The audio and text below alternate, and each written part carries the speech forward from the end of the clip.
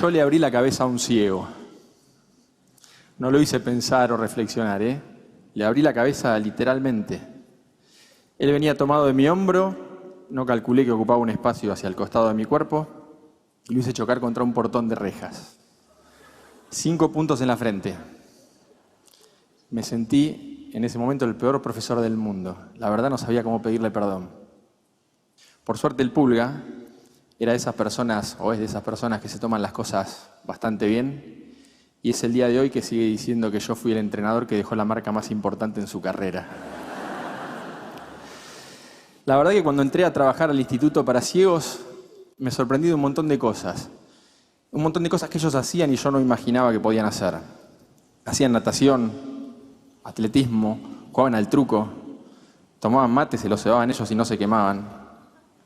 Pero cuando vi que jugaban al fútbol, me pareció increíble. Tenían una cancha de tierra con 2 arcos oxidados y redes rotas, y los ciegos que iban al instituto armaban su partidito de fútbol, igual que el que hacía yo en el potrero de la esquina de casa. Pero ahí se juega sin ver. La pelota tenía un sonido para que puedan localizarla. Había un guía que ponían atrás del arco rival para saber a dónde tenían que patear. Y se ponían un antifaz. Había algunos chicos que tenían un resto de visión y para que estén todos igual, usaban ese antifaz. Cuando entré un poquito en confianza con ellos, me animé a pedirles un antifaz, me lo puse y traté de jugar. Había jugado al fútbol toda mi vida. Me pareció más increíble todavía. A los 2 segundos ya no sabía dónde estaba parado. En realidad yo había estudiado educación física porque me encantaba el alto rendimiento. Había entrado a trabajar ahí de casualidad. Mi otro trabajo era con la selección argentina de remo y sentía que eso era lo mío. Acá me costaba todo el doble. No me voy a olvidar nunca el primer día que quise hacer la entrada en calor del equipo y los puse frente a mí, tenía toda la experiencia de la selección de remo y les dije, bueno, ahora todo el mundo abajo, hice esto. Cuando levanté la vista había 2 sentados, 3 acostados, otros en cuclillas. ¿Cómo hago para hacer lo mismo que estaba haciendo allá, acá? Me costó bastante. Empecé a buscar herramientas, a aprender de ellos, de los profes que ya trabajaban con ellos. Aprendí que no podía explicar una jugada en un pizarrón como hace un técnico, pero sí podía usar una bandeja de plástico con tapitas para que me interpreten a través del tacto. Aprendí que ellos también podían correr en una pista de atletismo si yo corría con ellos tomado de una soguita. Entonces empezamos a buscar voluntarios que nos ayuden a correr con ellos. Y me fue gustando y le fui encontrando el objetivo y el sentido a la actividad. Me costó, al principio era incómodo, pero me propuse superar esa incomodidad. Y llegó un momento que fue, de todos mis trabajos, el que más me apasionó. Creo que fue ahí cuando me pregunté por qué no podíamos ser nosotros también, con los ciegos, un equipo de alto rendimiento. Claro, faltaba la otra parte. Había que ver qué querían ellos, los verdaderos protagonistas de esta historia. No iban a alcanzar ya las 3 horas en la canchita esa de tierra que hacíamos fútbol. Había que entrenar de otra forma.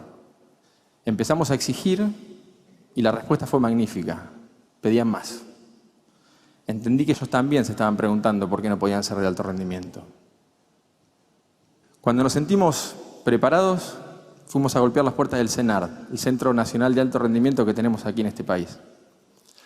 Nos costó bastante que nos abran, pero nos costó bastante más que los otros deportistas que ya entrenaban ahí nos consideren pares. En realidad nos prestaban la cancha solamente cuando ningún otro equipo la usaba y éramos los cieguitos. No sabían todos qué hacíamos ahí adentro. El Mundial 2006 fue una bisagra en la historia del equipo. Era la primera vez que se hacía en Buenos Aires y era nuestra oportunidad de mostrarle a los nuestros lo que veníamos haciendo hace un tiempo. Llegamos a la final, veníamos creciendo como equipo y en la final del otro lado estaba Brasil. Había sido el mejor equipo del torneo. Ganaba todos los partidos por goleada. Casi nadie confiaba en que nosotros podríamos ganar ese partido. Casi nadie menos nosotros. En la concentración, en el vestuario, en cada entrenamiento, había olor a campeón. Les juro que ese olor existe. Yo lo sentí varias veces con el equipo, pero recuerdo particularmente el día anterior a jugar esa final. La Asociación del Fútbol Argentino nos había abierto las puertas y estábamos concentrados en AFA, donde concentraba Perón, Higuaín, Messi. Para nosotros era sentirnos una selección de verdad por primera vez. En la charla técnica el día anterior, 7:30 de la tarde, estábamos en el salón y un mozo golpea la puerta, interrumpiendo la charla, para proponernos ir a una iglesia. Nos vino a invitar a ir a una iglesia. Yo trato de disuadirlo diciéndole que no era el mejor momento, que lo dejemos para otro día. Y él insiste diciéndome que por favor los deje llevar a los chicos a la iglesia porque ese día iba un pastor que hacía milagros. Le pregunté con un poquito de miedo a qué milagro se refería y muy suelto me dijo: profe, déjeme llevar al equipo a la iglesia que cuando volvemos estoy seguro que la mitad ve.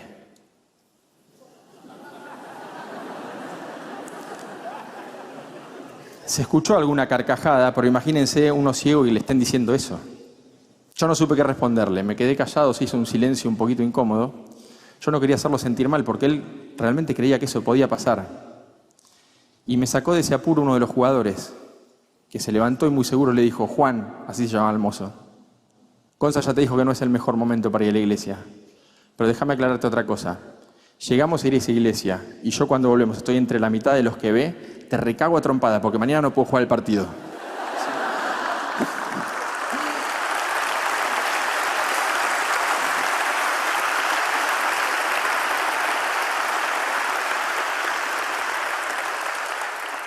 Juan se fue riéndose y algo resignado.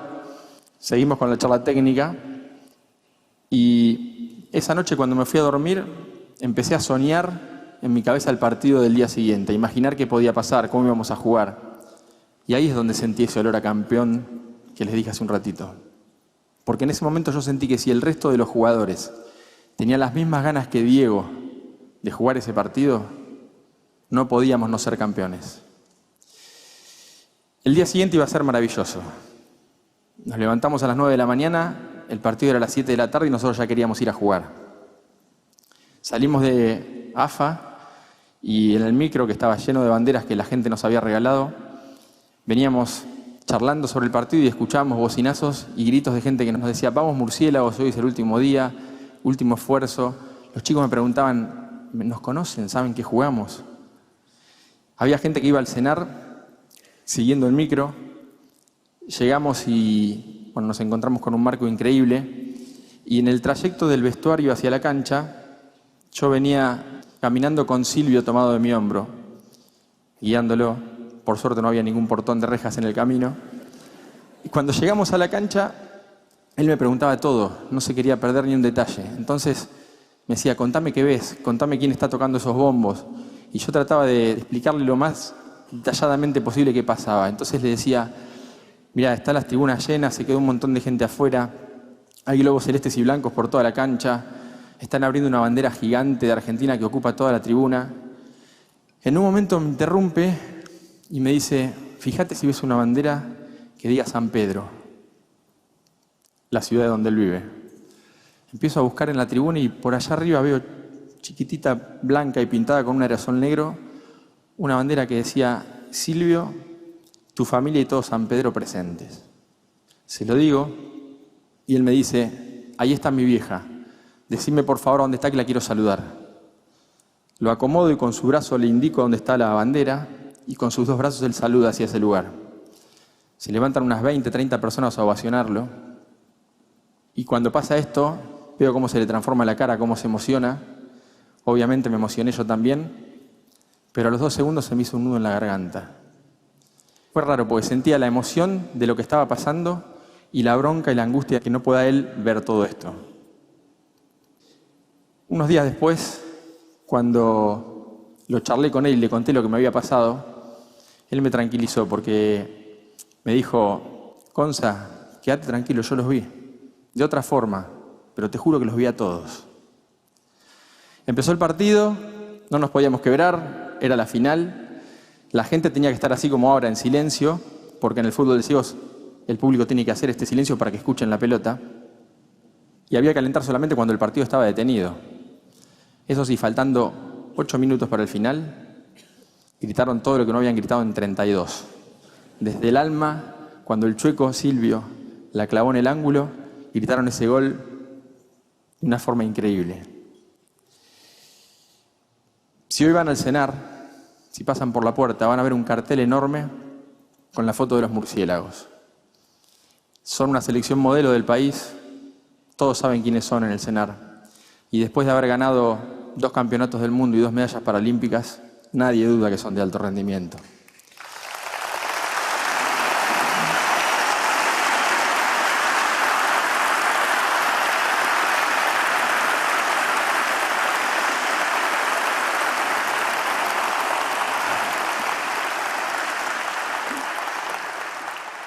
Tuve la suerte de entrenar a este equipo, primero como preparador físico, después como director técnico durante 10 años.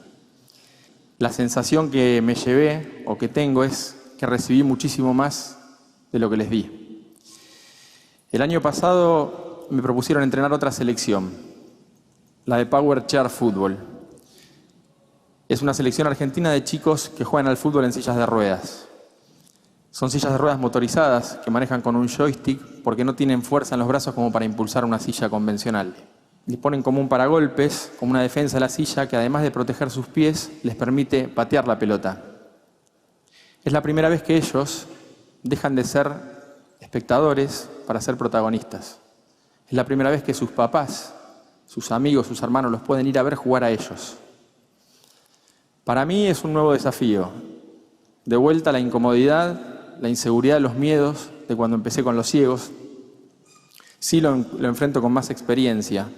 Creo que por eso desde el primer día los trato como deportistas dentro de la cancha y tratando de ponerme en el lugar de ellos afuera, sin ningún prejuicio, porque como se los trata naturalmente es como mejor se sienten.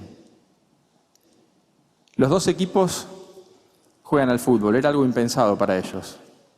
Tuvieron que adaptar las reglas para poder hacerlo, ¿sí? Y rompieron los 2 equipos con una misma regla, precisamente la que decía que ellos no podían jugar al fútbol. Cuando uno los ve jugar, no ve discapacidad, ve competencia.